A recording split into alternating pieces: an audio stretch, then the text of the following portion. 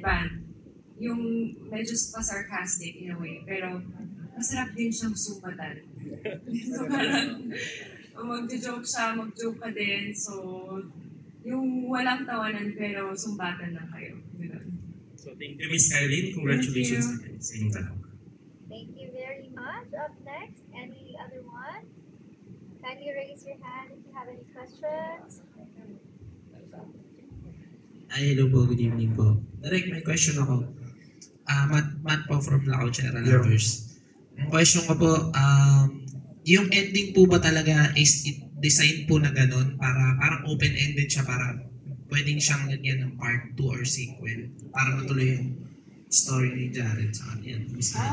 Pwedeng, yes, pwedeng may sequel. But ako lang parang, gusto ko lang mag-iwan ng hope for the audience after. So maski yung huling shot natin na yung uniform na parang nagwawagay-way bilang flag. So parang, yun more of the inspire, uplift, ganun. So kung may part 2, hopefully, with your support, maraming manood, and then we do get a part 2 and a 3 even. Thank you so much, Derek. Okay, any last question? All right, upstairs.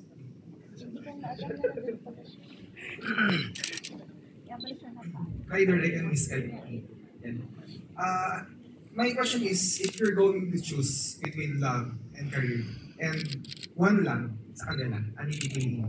Ako? Yeah, both of you, Derek and Miss Kylene. Love or career? Love.